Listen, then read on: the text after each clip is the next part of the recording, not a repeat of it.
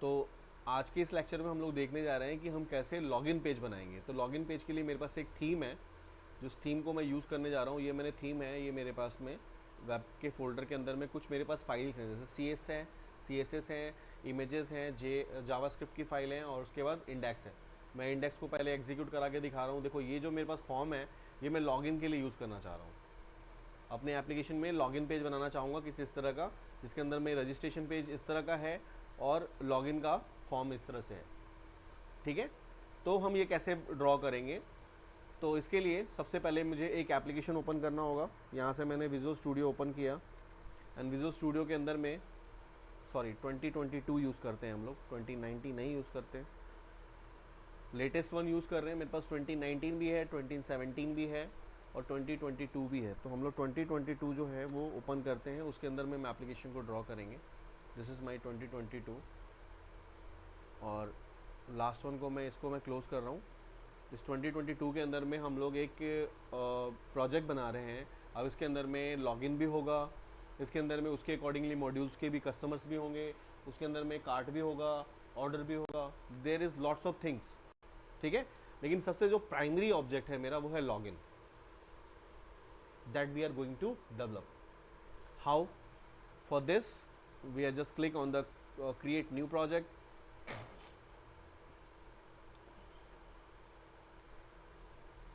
ASP.NET web application, आपको .NET framework application develop कर रहे हो, आप कोर में नहीं बना रहे हो। आप अभी आप जो एप्लीकेशन डेवलप कर रहे हो वो .NET फ्रेमवर्क एप्लीकेशन है। ठीक है, तो आपको इसको क्लिक करना है, नेक्स्ट पे क्लिक करना है, and just put your name of your application. This I am going to create, मैं वही दे देता हूँ, लॉगिन पैनल फिलहाल के लिए, login panel, and the framework is same. मैं क्रिएट पे क्लिक करता हूँ,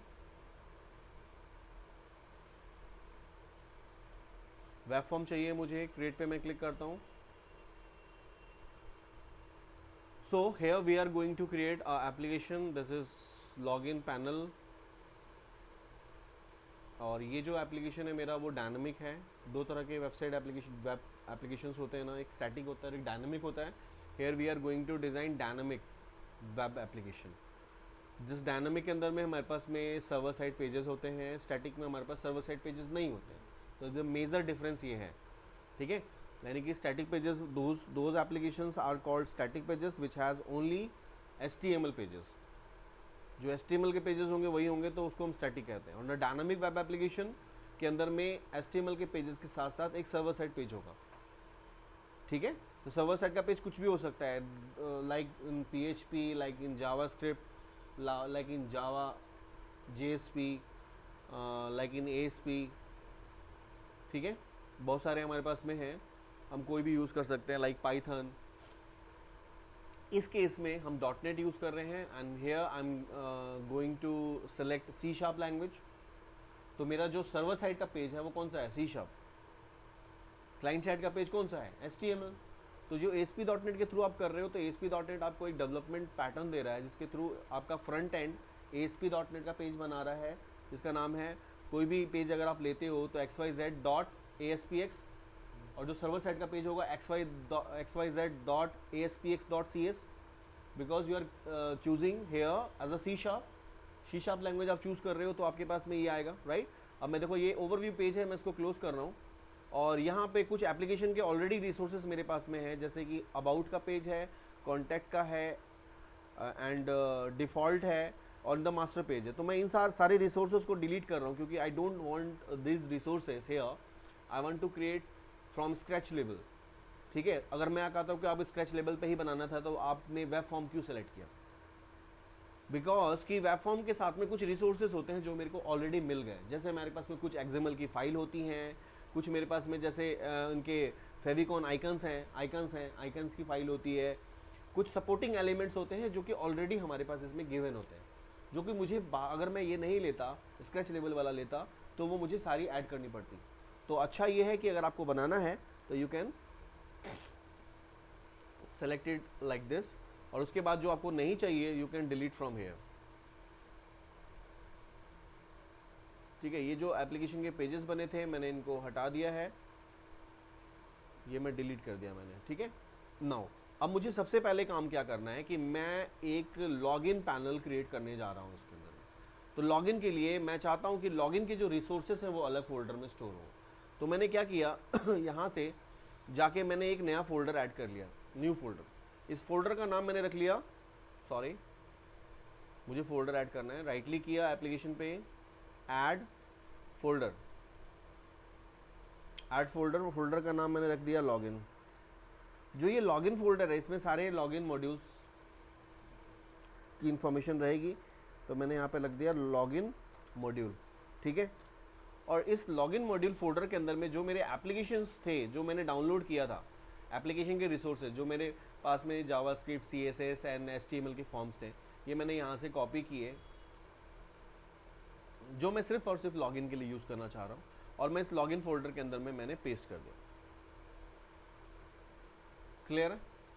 ये जो लॉगिन पेज है वो इस पे यहाँ पे है, इस फोल्डर के अंदर है। मुझे यहाँ पे लॉगिन पेज एक डेवलप करना है,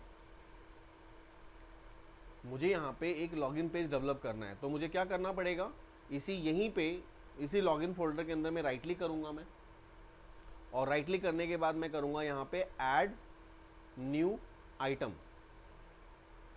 ठीक है। उस आइटम का नाम मैं यहाँ पे लेता हूँ वेब फॉर्म, और वेब फॉर्म के बाद मैं यहाँ पे उस पेज का नाम लेता हूँ मैं लॉगिन। तो इट्स बिकम्स लाइक login.aspx। आ गया। और अब मैं वापस आ रहा हूँ अपने index.html पेज पे, जहाँ मुझे सारा HTML का कोड मिलेगा।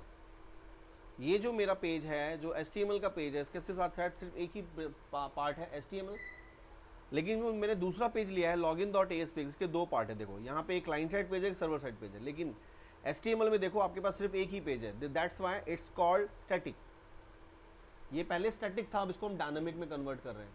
ये स्टैटिक HTML फाइल है, और आपने ये जो अभी बना रहे हो, अब जो बना रहे हो वो डायनामिक वेबसाइट बना रहे हो, तो ये वाला पेज आपका डायनामिक है। तो HTML वाले पे जो भी रिसोर्सेस हैं, अब ये पहला वाला जो टैग है या कमेंटेड है, ये इसको आप यहाँ से डिलीट कर सकते हो, ठीक है। यहाँ से डॉक टाइप से स्टार्ट है, डॉक टाइप HTML। इसको आप होल पेज को कॉपी सेलेक्ट करना है और कॉपी करना है। तो उसके लिए आप यहाँ पे Ctrl+A select all and Ctrl+C copy, ठीक है।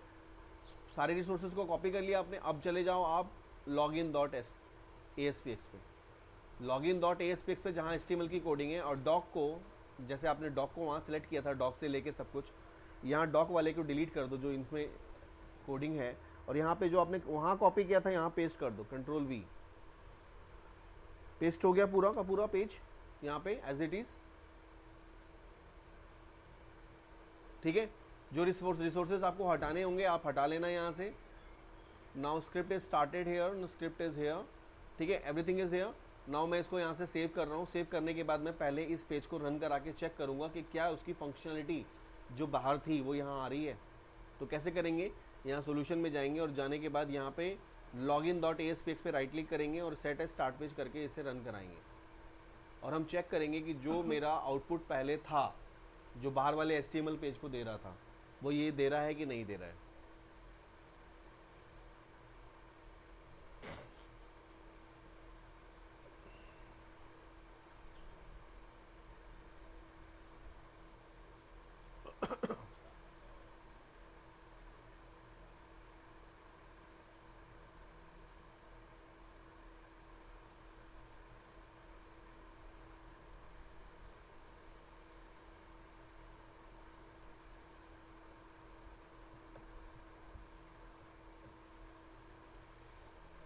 मेरा एप्लीकेशन का पोर्ट है, उसके बाद मेरा जो फोल्डर था, उस फोल्डर के अंदर हमने रिसोर्सेज रखे थे। ये मेरा login.aspx है।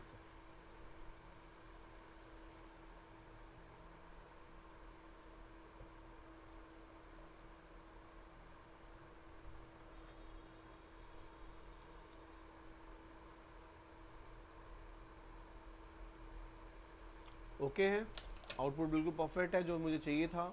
अब मैं दूसरे वाले पे भी क्लिक करके देख लूँ ये भी वर्क कर रहा है कि नहीं कर रहा है। इट्स नॉट वर्किंग हेयर, ये मेरा $बॉक्स वाला वर्क नहीं कर रहा है। तो $बॉक्स वाला नहीं वर्क कर रहा है, इसका मतलब कुछ जावास्क्रिप्ट की फाइल है जो कि इसमें सपोर्ट नहीं कर रही है इस वाले साइट से। तो उसके लिए मुझे प्लग इन करनी पड़ेगी।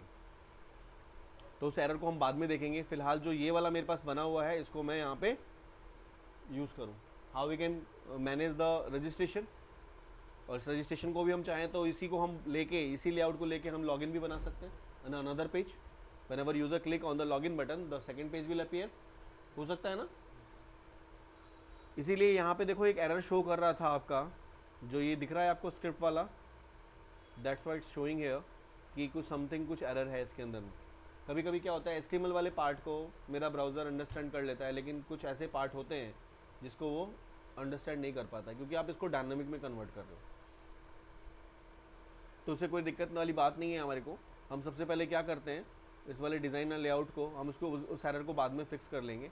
फिलहाल हम इसको कन्वर्ट करने जा रहे हैं। ये जो मेरे पास रिसोर्सेज हैं, जितने भी कोड हैं, ये देखो ये सारे HTML के पेज हैं। देखो इधर HTML इनपुट है, इस HTML पे इनपुट पे आप कोड नहीं कर सकते। अगर आप इस बटन पे डबल क्लिक करोगे, देखो यहाँ पे अगर मैं इस बटन पे डबल क्लिक करूँगा, यहाँ पे ये बटन है मेरे पास, अगर मैं इसमें डबल क्लिक करूँगा तो मैं HTML वाले पे चला जाऊँगा, मैं CS पेज पे नहीं जाऊँगा। देखो मैंने डबल क्लिक किया, अब ये कहाँ देखना है, इसका पेज जो है ना, इसका फोकस कहाँ लेके जाएगा आपको,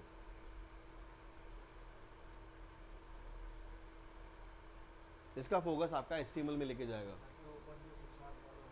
हाँ वो होना चाहिए। तो कैसे होगा, क्योंकि these controls are HTML controls, we have to change the object from HTML to ASPX। Server side बनाना है मुझे, क्लाइंट साइड है इस टाइम पे, वो सर्वर साइड मुझे बनाना है। तो सर्वर साइड बनाने के लिए मुझे क्या करना होगा, इसके अंदर में टैग लगाना होगा, और ये जो है सर्वर साइड कंट्रोल यूज़ करना होगा। जब क्लाइंट साइड कंट्रोल होता है उसमें क्या लिखा होता है, इनपुट टाइप बटन या post button, input type button, ये इनपुट टाइप टेक्स्ट, ये लिखा होता है। और जो सर्वर साइड वाला होता है उसके अंदर क्या लिखा होता है, ASP कोलन कंट्रोल का नाम, जैसे ASP colon text box, ASP colon buttons, ASP colon radio buttons, ये लिखे होते हैं जो हमारे सर्वर साइड के पेज होते हैं।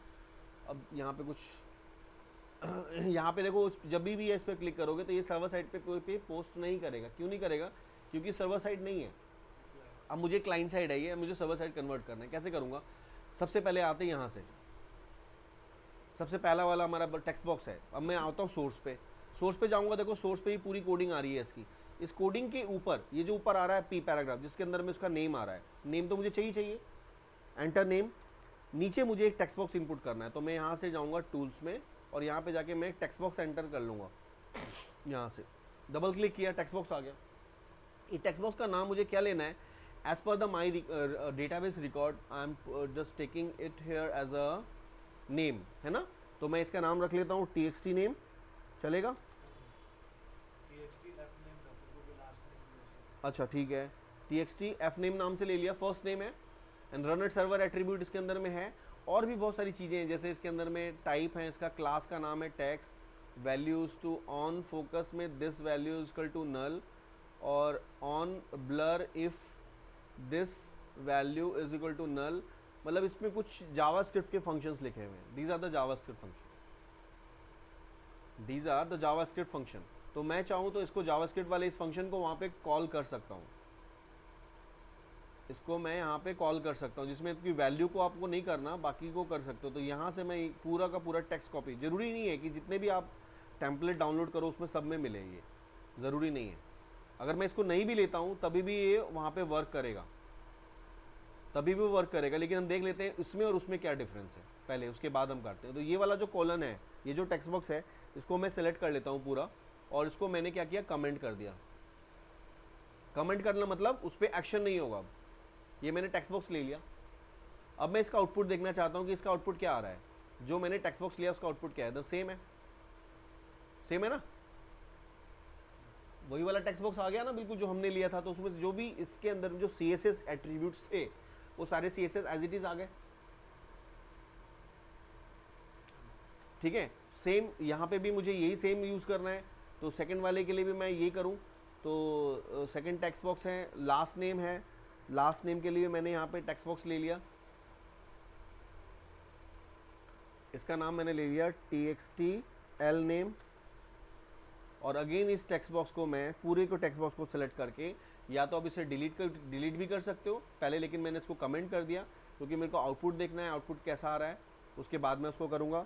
फिर ईमेल के लिए भी मुझे लेना है, तो ईमेल के लिए मैंने एक टेक्स्ट बॉक्स लिया, इसका नाम मैंने कर दिया txt ईमेल, और अगेन मैंने इस टेक्स्ट बॉक्स को, HTML टेक्स्ट बॉक्स को यहाँ से कमेंट कर दिया।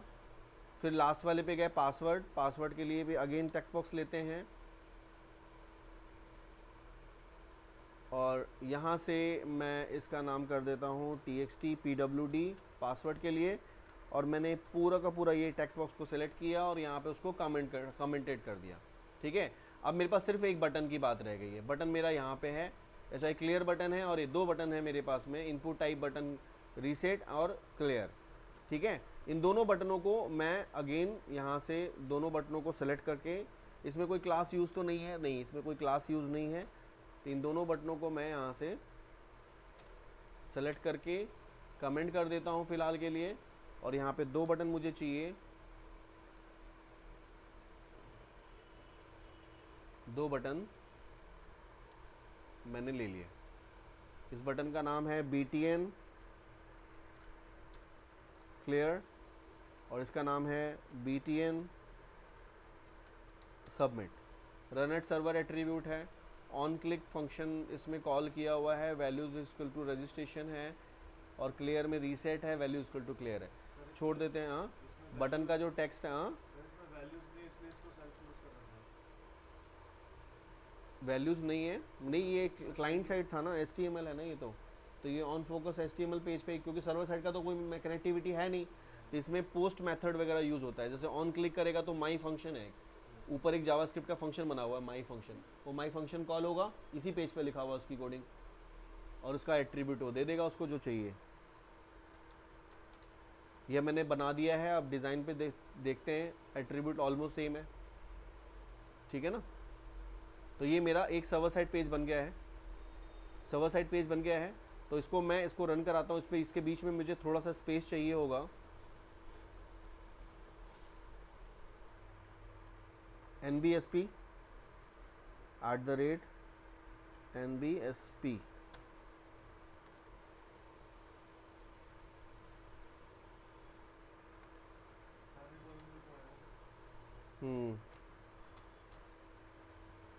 उसी की वजह से नहीं आ रहा है वो, nbsp और सेमी कॉलम नहीं आ लिया था ना हमने।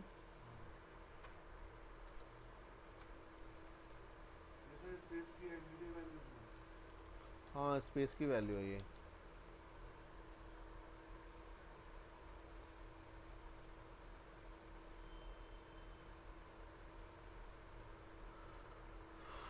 ये आ नहीं रहा है यहाँ पे, एक मिनट चेक करते हैं क्या प्रॉब्लम है।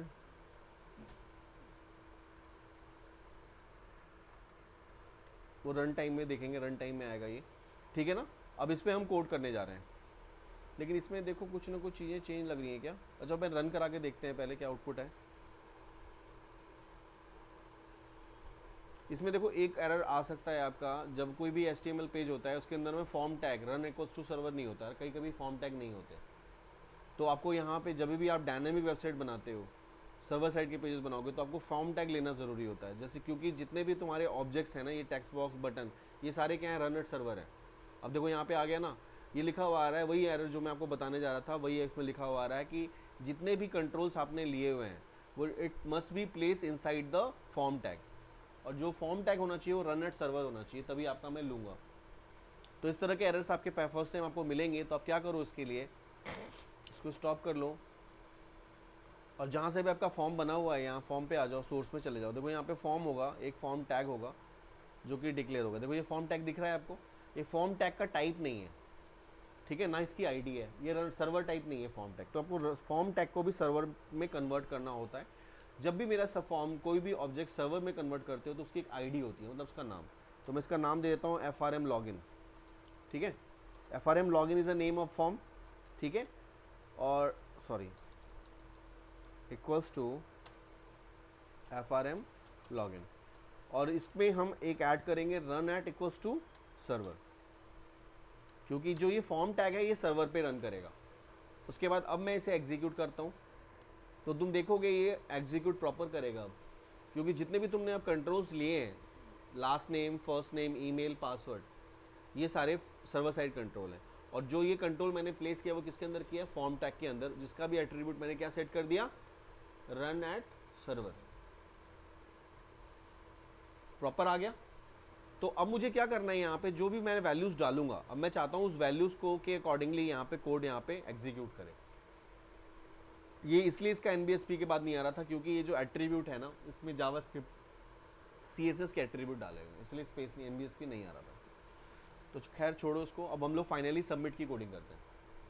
सबमिट मतलब यहाँ पे मैंने सबमिट किया तो जाके टेबल में सबमिट हो गया, और इसी के हिसाब से मैं एक लॉगिन फॉर्म भी बना लेता हूँ कि जैसे यूजर मैं इस पर क्लिक करूँगा तो ऑटोमेटिकली एक लॉगिन पेज खुल जाए। ठीक है, तो कैसे होगा ये, तो इसके लिए तो मुझे एक डेटाबेस तो बनाना पड़ेगा जहाँ पे मैं सबमिट कराऊंगा, जिसके अंदर मेरे पास क्या है, नेम है, last name, first name, email ID, email address and password, है ना। तो यहाँ पे मैं सर्वर एक्सप्लोरर खोल लेता हूँ, एंड सर्वर एक्सप्लोरर पे मेरा एक डेटाबेस है जो कि ऑलरेडी कनेक्टेड है, मैं उसी डेटाबेस पे काम करता हूँ। ये एक टेबल है मेरे पास जो एम्प्लॉय नाम से टेबल था, मैं इस पर ही एक नया टेबल क्रिएट करता हूँ। ये इसको कहते हैं TSQL, ट्रांजिशन एसक्यूएल। मैं डायरेक्टली विजुअल स्टूडियो के अंदर में एसक्यूएल सर्वर यूज़ कर सकता हूँ, मुझे एसक्यूएल सर्वर वहाँ से बाहर से खोलने की ज़रूरत नहीं है, मैं ये यूज़ कर सकता हूँ। तो मैंने यहाँ पे न्यू पे क्लिक किया, यहाँ पे मैं एक लॉगिन नाम से फॉर्म बनाता हूँ, लॉगिन नाम का टेबल बनाता हूँ जिसके अंदर मैं रखूँगा क्या क्या,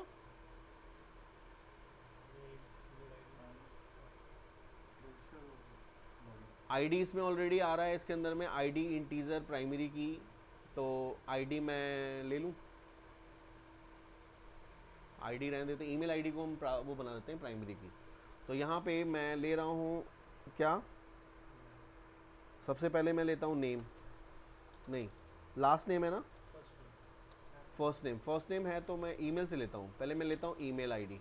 ठीक है, ईमेल को मैं यहाँ पे ले रहा हूँ nvarchar। ठीक है, साइज़ में इसका 50 ले रहा हूँ, अलाउड नल नहीं रखना है मुझे। दूसरा कॉलम में लेता हूँ पासवर्ड PWD, ठीक है, जिसको मैं लेता हूँ वो भी nvarchar, साइज़ का 10 रहता है, नहीं nchar नहीं चलेगा इसमें, दिस इज़ nvarchar। ठीक है, और साइज़ में इसका ले लेता हूँ, पासवर्ड शुड बी 10 कैरेक्टर्स, और इसका भी ये प्रॉपर्टी अलाउड नल हटा लो। देखो अलाउड नल हटाएंगे ना तो ऑटोमेटिकली यूनिक की बन जाता है, अलाउड नल हटाओगे ना तो वो यूनिक की के तरह डिजर्व करेगा, लेकिन आपको डिपेंड करता है कि ये जो कॉलम है वो यूनिक की बनेगी कि नहीं बनेगी, वो तुम पे डिपेंड करता है। उसके बाद दूसरा है last name, first name, F name, ठीक है, FNAME, और जिसको भी हम ले रहे हैं वैर कैर। ठीक है, साइज़ 50 रहने देते हैं, कोई दिक्कत नहीं है। Last name L name, last ले लिया मैंने एल नेम, जिसको मैंने ले लिया वैर कैर। ठीक है, ये भी 50 ले लेते हैं, इन दोनों को भी मैं अलाउ नल हटा देता हूँ और इसको मैं सेव करता हूँ। तो ये पूछेगा मेरे से कि टेबल का नाम क्या है,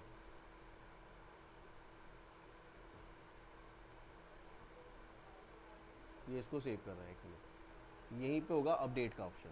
अपडेट पे जब क्लिक करोगे ना, सॉरी आपको सेव करना है मतलब आपको अपडेट करना पड़ेगा यहाँ, ठीक है, क्योंकि आप यहाँ नहीं बना रहे हो ना, आप एसक्यूएल सर्वर में बना रहे हो, आप किसी थर्ड पार्टी रिसोर्स को यूज़ करके एसक्यूएल सर्वर बना रहे हो। तो यूज़र क्रिएट टेबल का नाम टेबल ही दे दिया उसने, मैंने टेबल का नाम वहाँ पे चेंज किया था, कोई बात नहीं, टेबल का नाम उन्होंने टेबल के नाम से ही दे रखा है। और ये हो गया आपका टेबल का नेम इज़ अ टेबल, और आपकी क्वेरी जो आपने ऊपर लिखी थी एड बन गई। बट आपको टेबल का नाम लॉगिन लेना है तो आपको उस समय ही डिफाइन करना पड़ेगा जब आप टेबल ऐड कर रहे थे।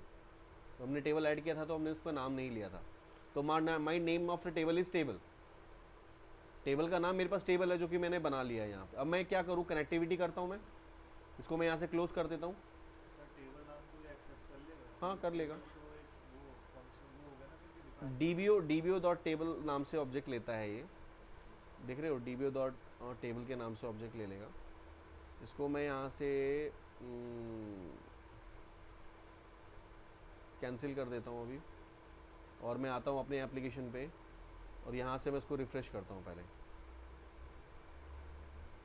रिफ़्रेश करते हैं तो मेरे पास ऑब्जेक्ट आया नहीं,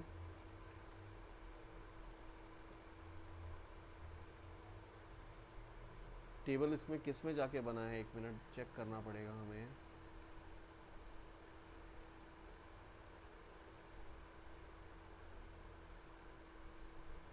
अपडेट डेटाबेस, जो करने के बाद आपको अपडेट डेटाबेस पे भी क्लिक करना है।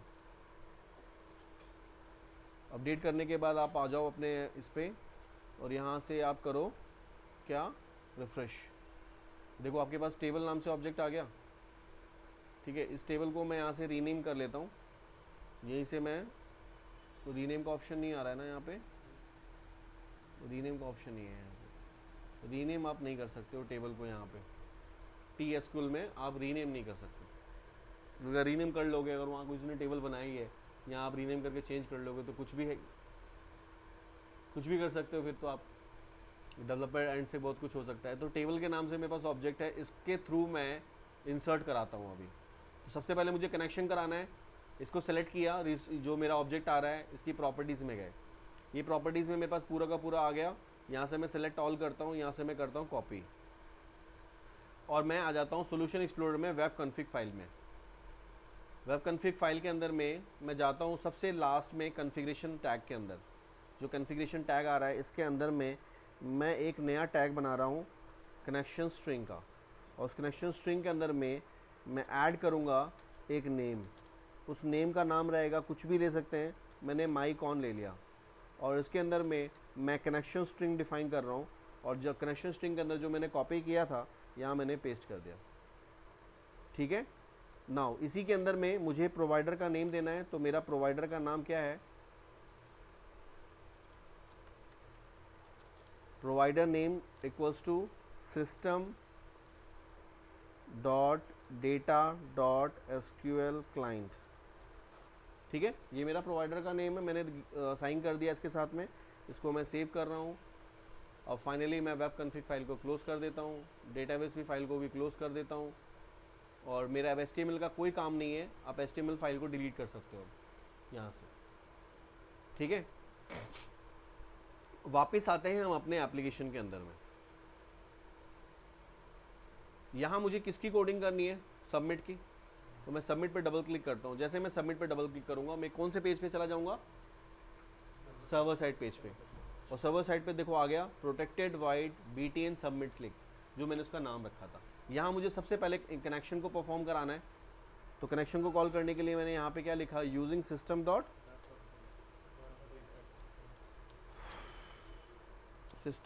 कॉन्फ़िगरेशन को कॉल करेंगे पहले, क्योंकि कॉन्फ़िगरेशन के थ्रू ही कॉल होगा। कॉन्फ़िगरेशन को कॉल करेंगे और कॉन्फ़िगरेशन के बाद using system dot data dot SQL client को कॉल करेंगे। ठीक है, उसके बाद इस क्लास के अंदर में जाके पब्लिकली कनेक्शन को डिक्लेयर करना है। पब्लिकली क्या हम प्राइवेटली कर लेते हैं, SQL connection con equals to new SQL connection. और उस कनेक्शन के अंदर में मैं जो पास कर रहा हूँ वो क्या कर रहा हूँ, configuration manager dot connection string. और कनेक्शन स्ट्रिंग के अंदर में मेरा जो वहाँ का एड्रेस था वो क्या नाम था, उसका ऑब्जेक्ट का नाम माईकॉन। और माईकॉन जो था वो क्या है, कनेक्शन स्ट्रिंग है।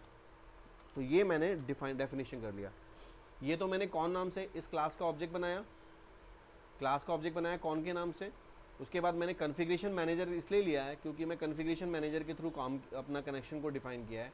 Web config file is a configuration manager. जो वेब कॉन्फ़िग फाइल होती है ना आपकी, देखो ये है क्या है, वेब कॉन्फ़िग, ये कॉन्फ़िगरेशन फाइल है। इसीलिए मैंने क्या लिया, configuration manager dot connection string MyCon is the name of connection. तो ये मेरा कनेक्शन बन गया जो कि कॉन के नाम से आ गया। अब मैं डेटा को इंसर्ट करना है मुझे उस टेबल में जिसके अंदर में 4 वैल्यूज़ हैं। तो मैं क्या करूँ, यहाँ पे स्ट्रिंग एक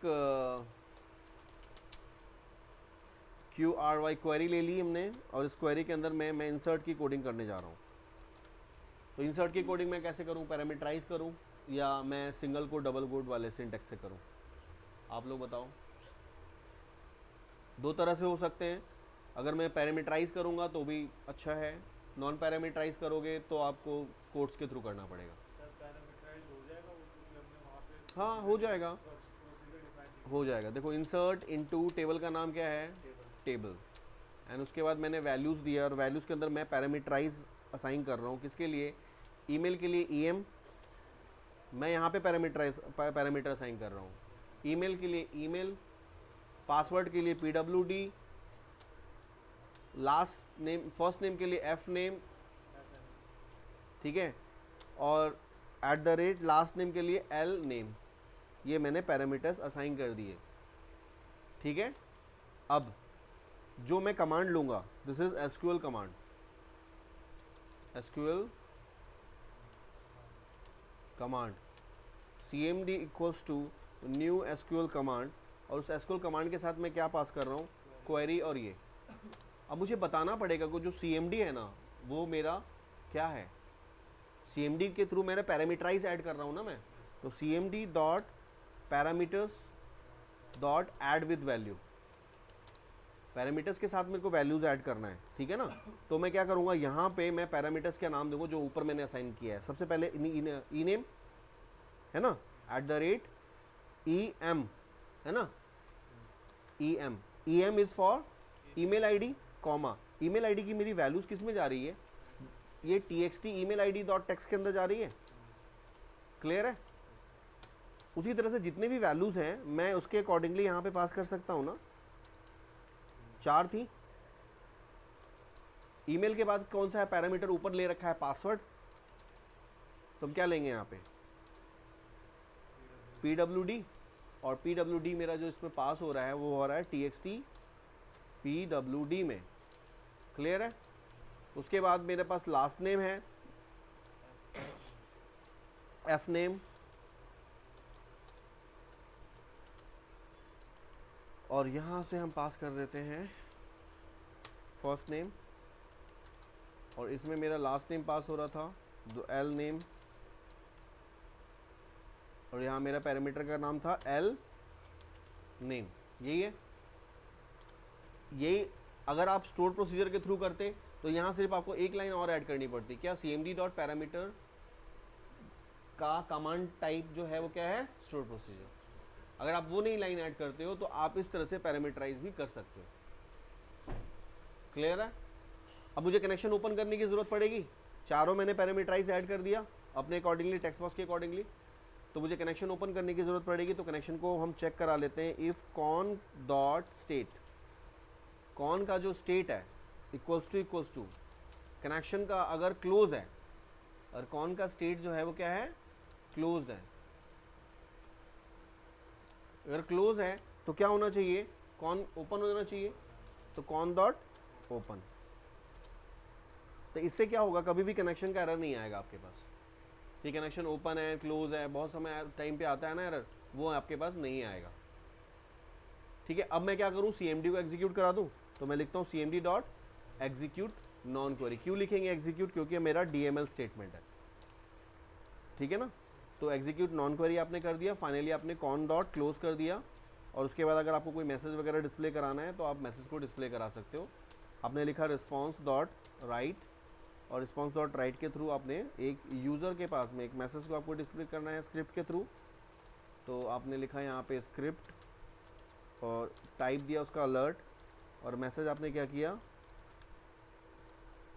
data submitted, data submitted successfully कर सकते हैं यहाँ पे आप, और वापस आपने स्क्रिप्ट को क्लोज कर दिया, क्लियर है। तो this is a code to insert data into table, जो मैंने अभी बना के आपको दिखाया। तो अब मैं इसको रन करा के देखता हूँ कि इफ़ एवरीथिंग इज़ ओके, यानी कनेक्शन जो मेरा था वो ओके है, जो मैंने ऑब्जेक्ट सारे बनाए थे वो सारी चीज़ें ओके हैं, तो मेरी वैल्यूज़ कहाँ चली जाएगी, डेटाबेस के उस टेबल में।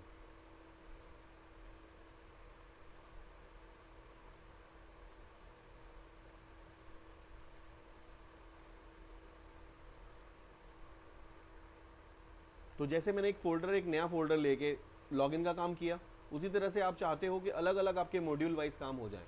कस्टमर एक मॉड्यूल है, कस्टमर का काम, क्योंकि देखो एक जगह पे सब चीज़ों को लोगे तो बहुत ज़्यादा वर्स्ट हो जाएगा, क्योंकि बहुत सारे जितने भी आपके HTML रिसोर्सेज है सब में CSS होगा, जावास्क्रिप्ट होगी, कैसे मर्ज करोगे एक साथ। तो अगर हम फोल्डर वाइज ले लेंगे तो हम इजीली कर सकते हैं। जैसे मैंने लास्ट नेम ले लिया, the last name is this, Archana Singh, and email ID is this, and the password is 1 2 3, ठीक है। And then click on the submit button।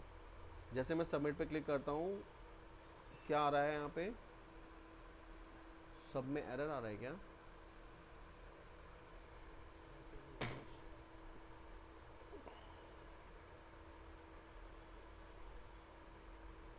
ये लास्ट नेम ही था, ये था, ईमेल आईडी भी ठीक है, पासवर्ड भी ठीक है। सबमिट, सबमिट पे मैं क्लिक कर रहा हूँ, ये नहीं चल रहा है तो हम इसको स्टॉप करते हैं और यहाँ पे लगाते हैं ब्रेक पॉइंट। आते हैं अपने फॉर्म पे, इस पर डबल क्लिक करते हैं, पोस्ट हो रहा है ना, ठीक है। तो इसको होना चाहिए था,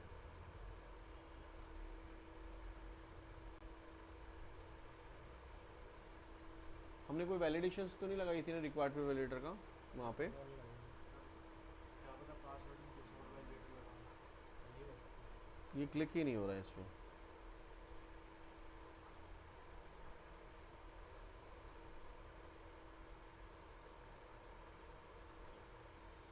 है। सर एक बार पासवर्ड का वैलिडेटर देखिए। 1 2 3 4।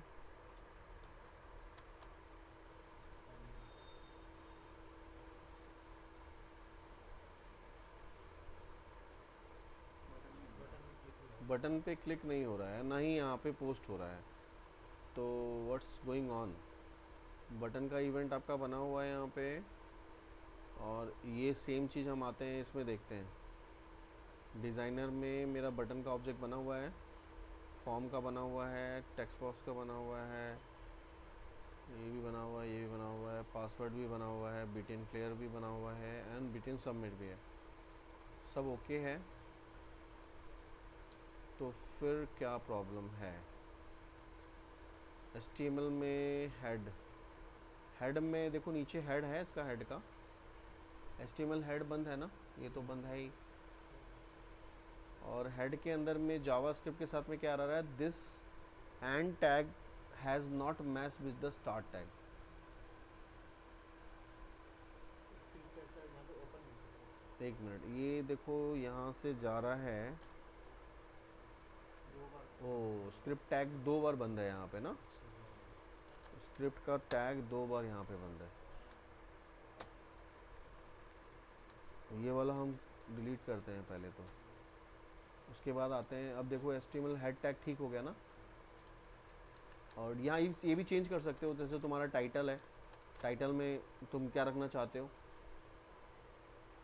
ये आप लॉगिन रखना चाहते हो, आपने टाइटल में लॉगिन कर दिया, यहाँ पे अपना नाम रख लिया, जैसे कि ग्लोबल लॉगिन। जावास्क्रिप्ट वगैरह की सारी फाइलें,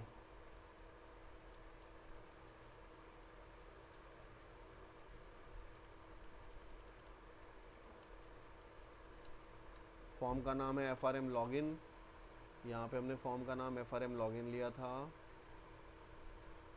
FRM लॉगिन, ठीक है। दोबारा से रन करा के देखते हैं।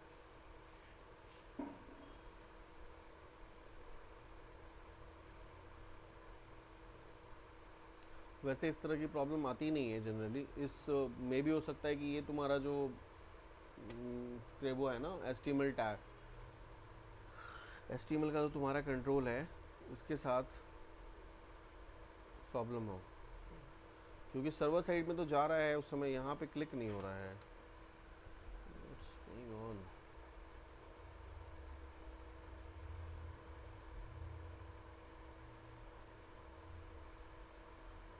इनपुट टाइप बटन मैंने हाइड किया था ना बटन वहाँ पे, सर कम्युनिकेट किया था इनपुट टाइप टेक्स्ट CSS वगैरह सब बटन को चीज़ें, भी किया था सर। ये मैं डिलीट कर देता हूँ। ये सब का कोई काम नहीं है, इनका को डिलीट कर देते हैं जो हमने लिया था पहले।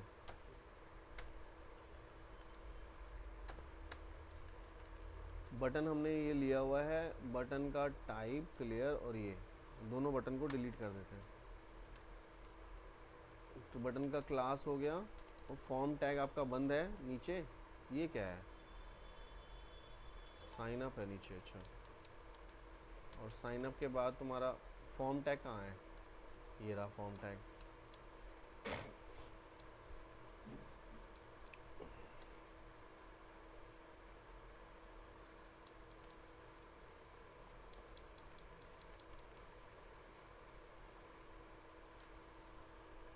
समथिंग इज,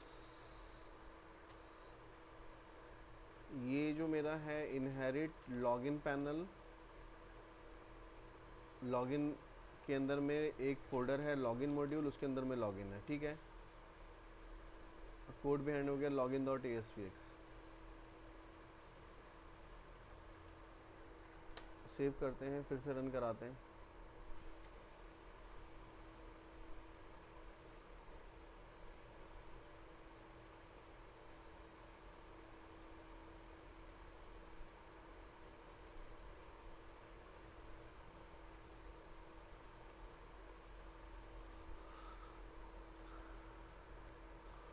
कोई जावास्क्रिप्ट की कोई ऐसी फाइल है जो नहीं जाने दे रहा है, ये उसके सर्वर साइड पे इवेंट पे नहीं जाने दे रहा है, क्या चक्कर है।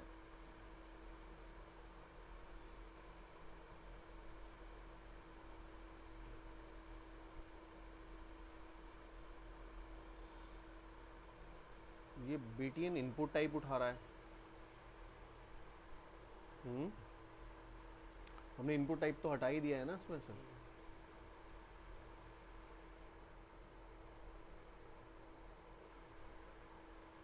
रन टाइम पे ये इनपुट टाइप उठा रहा है, हमने इनपुट टाइप तो हटा रखा है वहाँ से, फिर ये कैसे आ रहा है।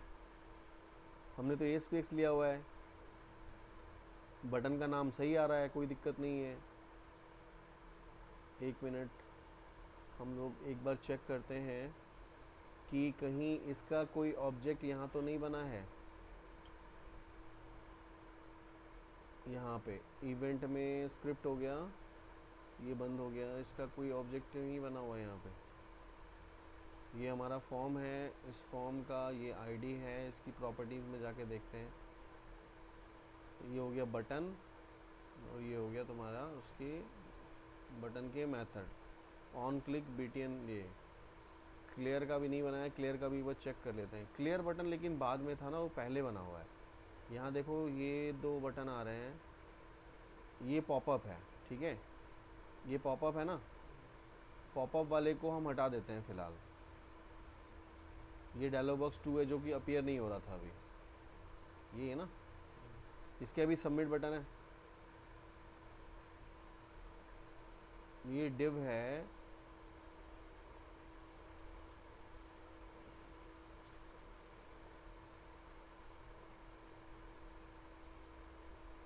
इसको कमेंट कर दिया मैंने।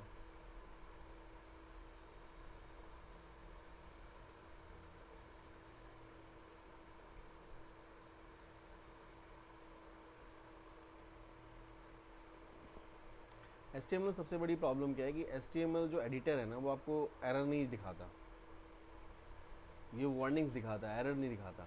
अब एरर दिखाएगा नहीं तो तुम्हें कैसे पता चलेगा। ये सर्वर साइड मेथड होता तो 1 मिनट में तुम्हें पता चल जाता है कि जो एरर आ रहा है वो किस लिए आ रहा है।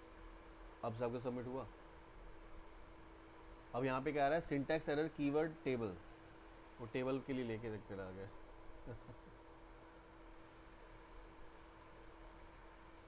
सिंटैक्स एरर दे रहा है टेबल के पास।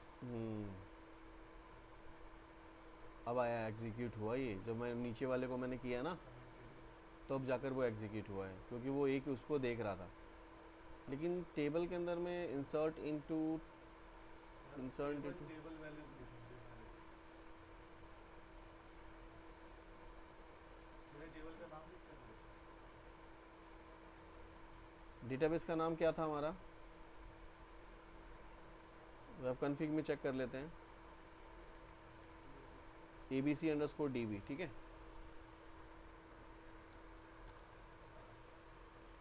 एसक्यूएल सर्वर मैनेजमेंट स्टूडियो में आते हैं।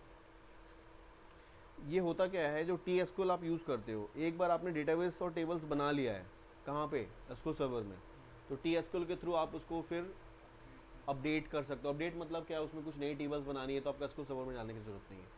तो first of all you have to create a table inside the database firstly, then you can use the TSQL here. Update भी सर ऐड कर सकते हैं बस, हाँ, डिलीट नहीं कर सकते। नहीं उसमें डिलीट नहीं कर सकते हो, रीनेम नहीं कर सकते। यहाँ पे ABC_DB था ना, तो मैं यहाँ से ABC_DB को ले लेता हूँ पहले, ABC_DB, और इसके अंदर जो मेरा टेबल था, दिस इज़ अ, ये वाला टेबल था, इसको मैं रीनेम करता हूँ पहले। उस टेबल का नाम मैंने दे दिया login, and the login has the column specified है email ID nvarchar nvarchar nvarchar nvarchar, it's okay. Now अब मैं यहाँ पे चेंज कर देता हूँ थोड़ा जो मैंने क्वेरीज लिखी थी, insert into login the values is this. Save करते हैं एक बार इसको और इसको रन कराते हैं, फाइनली कंपाइल करते हैं।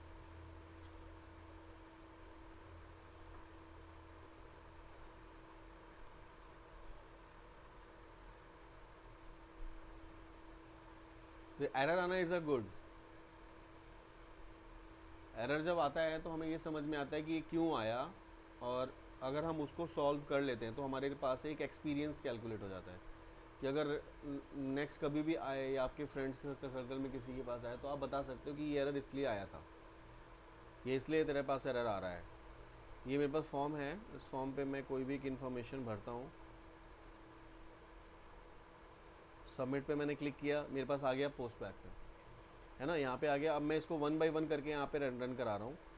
सबसे पहले यहाँ पे गया इंसर्ट इनटू टेबल वैल्यूज में इसको दिस, सारे पैरामीटर्स को लेगा, सारे पैरामीटर्स की वैल्यू ली, कनेक्शन को चेक किया, कनेक्शन क्लोज है, ठीक है, एग्जीक्यूट कराया, कनेक्शन क्लोज किया और हमारे पास एक मैसेज डिस्प्ले कराया, क्या, डेटा सेव्ड। और आपके पास एक फॉर्म पे क्या मैसेज आ गया, डेटा सेव्ड, जो data will be save inside the table. तो उसको आप चेक करना चाहते हो, स्टॉप करो। अब यहाँ से ब्रेक पॉइंट हटा सकते हो आप। यहाँ से चेक करना चाहते हो तो यहाँ से भी चेक कर सकते हो, और TSQL में भी चेक करना चाहते हो तो वहाँ भी कर सकते हो। अगर मैं इस ऑब्जेक्ट पे राइट क्लिक करता हूँ, यहाँ पे करता हूँ सेलेक्ट टॉप 1000 रोज, तो इंसर्ट की क्वेरी यहाँ पे सेलेक्ट की क्वेरी जनरेट करेगा और मेरी जो वैल्यूज़ हैं वो मेरे को रिटर्न करके दिखा देगा। तो ये वैल्यूज़ मैंने अभी कराई थी डेटाबेस में 1 2 3 अजीत सिंह। सेम फॉर्म के थ्रू मैं वो बना सकता हूँ लॉगिन का, है ना, सेम फॉर्म के थ्रू मैं लॉगिन भी बना सकता हूँ। कैसे, वो भी मैं आपको बता देता हूँ। ये पूरा इंटायर पेज है,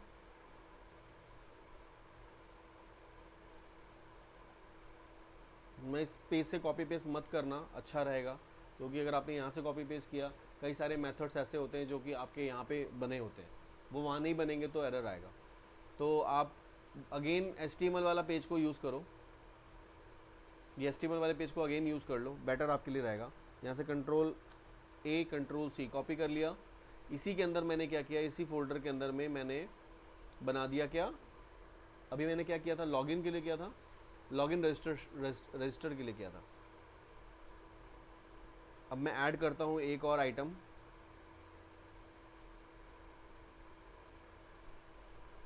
क्या नाम लें इसका, इसको एक्चुअल मुझे लॉगिन कराना है, इसका नाम लेता हूँ log_in। ये लॉगिन के लिए, वो लॉगिन रजिस्ट्रेशन के लिए था, इसका नाम लिख लिया लॉग इन। सेम मैंने इसको डिलीट किया, इसको पेस्ट किया, ऊपर चले गए, इस टेम्पलेट का नाम मैं रख देता हूँ ऑथेंटिकेशन, और यहाँ पे दे देते हैं हम लोग लॉगिन। यहाँ पे ये स्क्रिप्ट दो बार आ रहा था, इसे मैं यहाँ से हटा देता हूँ। नाउ इसके अंदर में जो मेरा फॉर्म था, इस फॉर्म का नाम भी मुझे लेना है, सेम नाम नहीं लेना है मुझे, तो form ID is equal to FRM log_in, ठीक है, और इसका run at equals to server attribute डाल देते हैं। टेबल के अंदर मुझे सिर्फ 2 ही कॉलम लेने हैं, कौन कौन से, ईमेल आईडी और पासवर्ड, बाकी मैं ये दोनों हटा रहा हूँ। और ईमेल आईडी वाला ये वाला कॉलम भी मुझे डिलीट करना है यहाँ से। इसकी जगह पे मुझे क्या लेना है, एक टेक्स्ट बॉक्स जो ईमेल आईडी के लिए होगा, है ना, और अगेन एक और टेक्स्ट बॉक्स चाहिए मुझे जो पासवर्ड के लिए होगा, तो मैं इसको कॉपी कर रहा हूँ फ़िलहाल के लिए।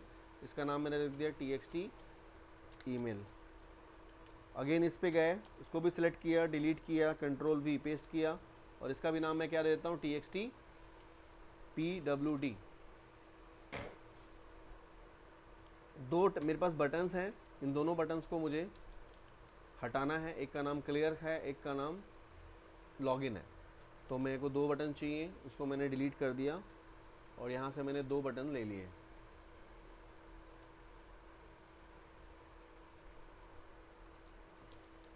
Clear and this one is for login. एक ही फॉर्मेट स्टाइल रखो। ये मेरा जो पहला वाला बटन, दूसरा वाला बटन होगा क्या था, btn अंडरस्कोर लॉगिन के लिए, और ये btn अंडरस्कोर क्लियर यानी कि रिफ्रेश। ये मुझे पॉपअप वाला नहीं चाहिए, ये डिस्क्रिमिनेशन क्रिएट कर रहा था मेरे एप्लीकेशन को, तो मैंने इस टैग को यहाँ से सेलेक्ट करके डिलीट कर दिया। ठीक है, सेव कर दो इसे। सेव करने के बाद आ जाओ अपने स्टॉप, यहाँ पे आ जाओ डिज़ाइन पे। ये देखो आपके पास ये डिज़ाइन लेआउट मिल गया। आप जैसे ही आप लॉगिन पे क्लिक करोगे आपका कर्सर का पॉइंटर इस वाले पेज पे आ गया। अब नाउ यहाँ पे आप परफॉर्म कर सकते हो। बाकी जो अननेसेसरी पेजेस हैं उसको आप यहाँ से क्लियर कर दो, तो थोड़ा सा आपका वर्कलोड, मेमोरी थोड़ा फ्री होगा इसके लिए।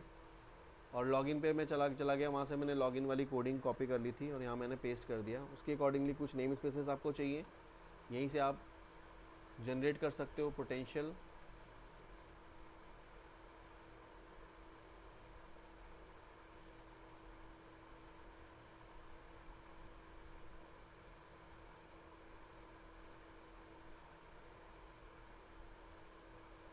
आप चाहो तो डायरेक्टली लिख सकते हो या फिर आप चाहो तो इस तरह से जनरेट कर सकते हो।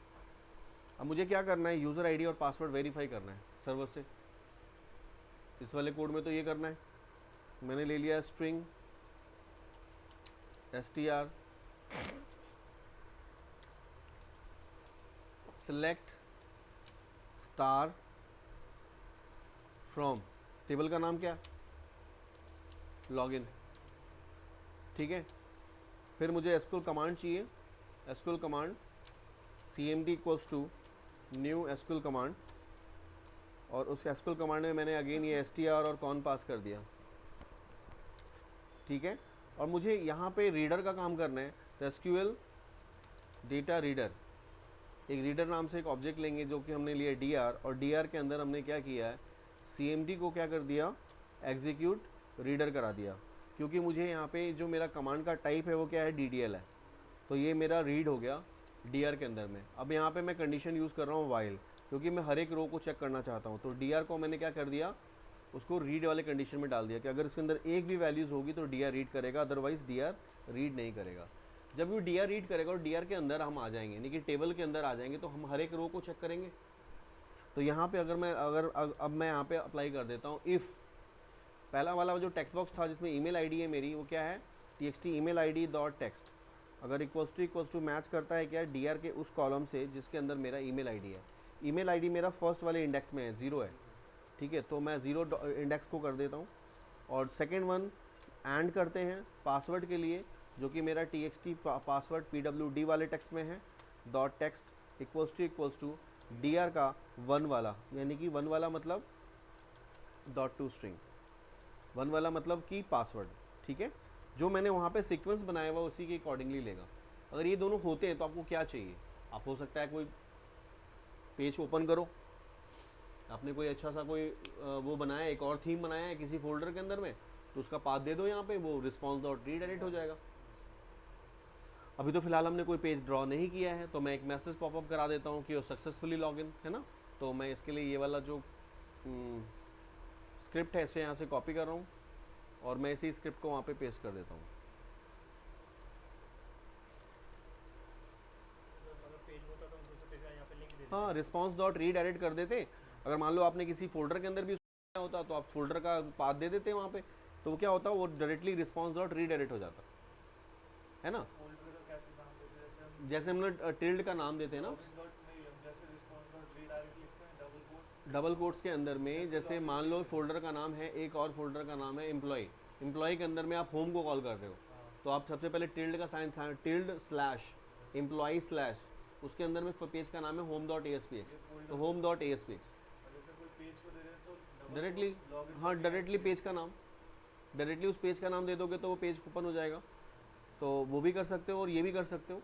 अगर आपको कोई पेज ही कॉल करना है तो आप डायरेक्टली उस पेज को कॉल कर सकते हो, या डायरेक्टली यहाँ पे सपोज करो यहाँ पे मैं एक पेज ऐड कर देता हूँ, ऐड करता हूँ मैं एक नया न्यू आइटम, मैं एप्लीकेशन डायरेक्टरी में ऐड कर रहा हूँ, ठीक है। ये मेरा पेज का नाम सपोज कर लो वेलकम पेज है,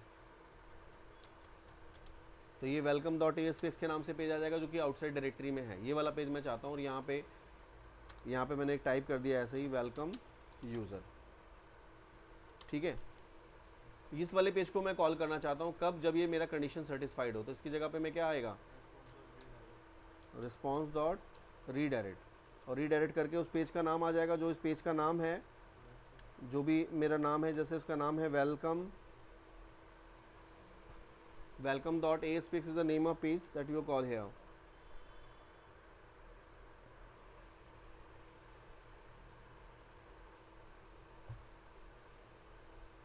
वेलकम डॉट ASPX, ठीक है।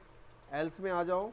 एल्स में अगर वो सही नहीं होता है तो तुम्हारे को मैसेज यहाँ पे शो कर देगा, जो मैंने कॉपी किया था मैसेज यहाँ पे पेस्ट कर दिया, और यहाँ पे लिखोगे क्या, इनवैलिड यूज़र, ट्राई अगेन, है ना, इनवैलिड यूज़र। इस तरह का मैसेज आप शो करा दे रहे हो। वाइल के बाद आपको DR को क्लोज करना पड़ेगा, क्योंकि DR has lots of values, क्योंकि पूरा का पूरा टेबल लोड कर रहा है ना DR, तो DR को आपको क्लोज करना पड़ेगा। और उसी तरह से आपको कनेक्शन जो आपने ऊपर ओपन किया था, नहीं किया था, तो कनेक्शन को भी आपको ओपन करना पड़ेगा। तो आप सेम कंडीशन यहाँ पे यूज़ करो कनेक्शन ओपन करने का। ये वाला जो मैंने कंडीशन आपको बोला था, ये सेम कंडीशन आपको यहाँ पे यूज़ करना होगा, क्योंकि जब भी आप कनेक्शन ओपन करोगे, और ये मुझे कहाँ लगाना है, तो एग्जीक्यूट से पहले लगाना है, तो यहाँ मैंने पेस्ट कर दिया। उसके बाद आपने क्या किया, कनेक्शन को कॉल करने क्लोज करने के लिए कॉन डॉट क्लोज, फाइनली आपने कनेक्शन क्लोज कर दिया। तो this is a code to verify user ID password from database, ठीक है ना। तो मैं इसको सेव करता हूँ, मैं चेक करता हूँ डेटाबेस में मेरे पास एक यूजर ID पासवर्ड है, ये वाला, मैं इसे कॉपी कर रहा हूँ और पासवर्ड इज 123, ठीक है। तो मैं इसे अब यहाँ से रन करता हूँ। इसको मैंने कहाँ कॉल करना है, इस वाले पेज पे कॉल करना है, ये वाले पे, यानी कि जब यूज़र लॉगिन पे, यानी जब यूज़र इस वाले पे क्लिक करे तो वो जाए उस पर। तो यहाँ पे जाएंगे और जाने के बाद क्या करेंगे, यहाँ पे HREF फील यूज़ कर सकते हैं। HREF यहाँ पे देखो लिखा हुआ है, यहाँ पे इसके बारे में है। तो HREF के अंदर हम क्या दे दें, उस पेज का नाम क्या था, log_in.ASPX। तो ये वाला पेज उसके जैसे क्लिक करेगा यूज़र, वो वहाँ पे उस पेज को खोल देगा।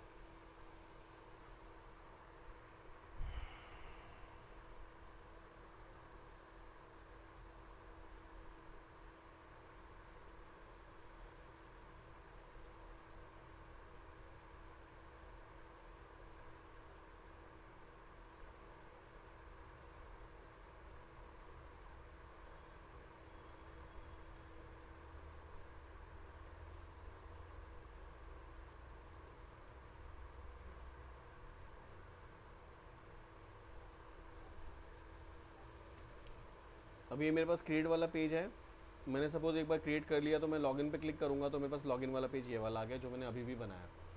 इसमें मैंने वही ID पासवर्ड जो मैंने कॉपी किया था, मैंने पेस्ट किया, ID एंड पासवर्ड मैंने डाला 123। अगर मैं ये डालता हूँ और यहाँ लॉगिन पे क्लिक करता हूँ तो मेरे पास कौन सा पेज खुलना चाहिए, वेलकम पेज खुलना चाहिए। लेकिन वेलकम वो कहाँ मांग रहा है, उसी फोल्डर के अंदर है, वो उसी फोल्डर के अंदर है, तो उस फोल्डर के अंदर वो ढूंढ रहा है उसको, लेकिन वो इस फोल्डर के अंदर नहीं है ना। वेलकम मेरा कहाँ है, वो बाहर है। तो आपको दो चीज़ें करनी पड़ेगी कि अगर आपको वेलकम, ऑब्वियस सी बात है, अगर आप जिस फोल्डर के अंदर हो तो उसी के अंदर उस पेज को दिखाओगे, अगर आप उस पेज फोल्डर के बाहर हो तो बाहर दिखाओगे। तो हमें क्या करना था, यहाँ पे ये जो हमने लॉगिन पेज वाला किया था उसको आप यहाँ से ड्रैग करके उस फोल्डर के अंदर पेस्ट कर दो, नहीं तो आपको पूरा का पूरा एड्रेस डिफाइन करना पड़ेगा। ये वाला मेरा पेज था ना लॉगिन वाला, मैंने इसको यहाँ से ड्रैग किया और लाके इस पे किस पे छोड़ दिया, यहाँ पे। अब उसका पाथ चेंज हो जाएगा उसके हिसाब से। देखो यहाँ पे आ जाओ, लॉगिन पैनल, ठीक है, आ गया है। अब मैं इसे रन कराता हूँ फिर से। समझ में आ रहा है ना आप लोगों को?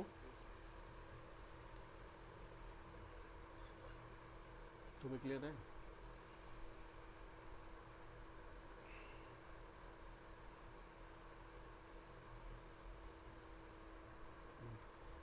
कुछ चीज़ें नहीं आती हैं तो नई के हिसाब से उसको चेंजेस तो करने पड़ते हैं। अब यहाँ से मैं लॉगिन पे जाता हूँ और यहाँ से मैंने आईडी डाल दी, पासवर्ड मैंने 1 2 3 किया।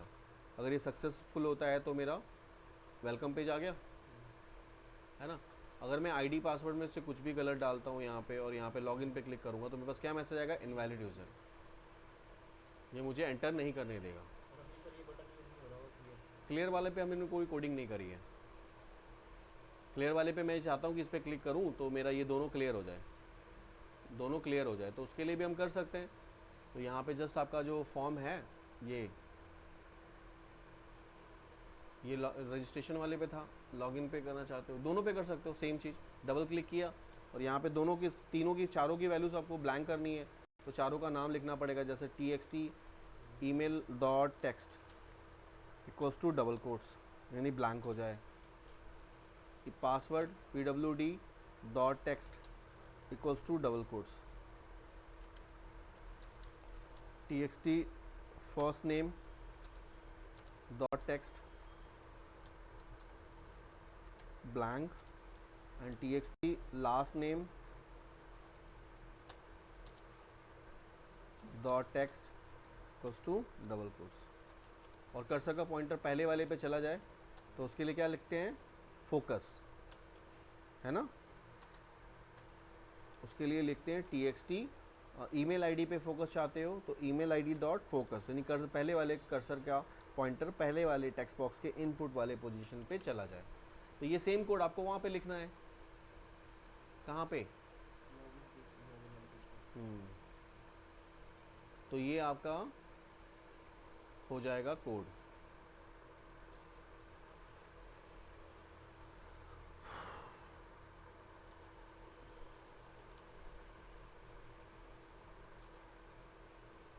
और दोनों में ये दोनों की वैल्यूज़ वहाँ पे ब्लैंक होनी है, इन सबको ही कॉपी कर लो।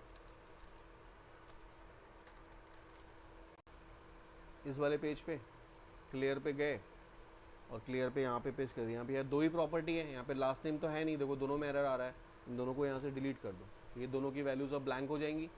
अब आप रन करा के देखोगे कि जो भी वैल्यूज़ होंगी आपकी oldest values, you can that will be clear with the help of clear button.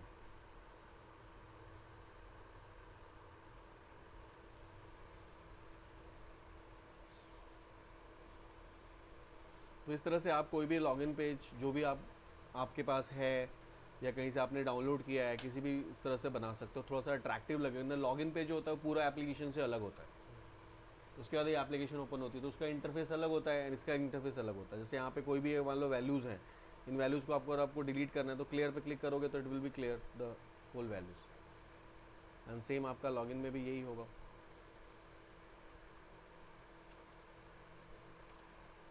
Clear, और कर्सर का पॉइंटर पहले वाले पे चला गया, ठीक है। तो आप लोग इसको करो, मैं फिर अभी स्टॉप करता हूँ।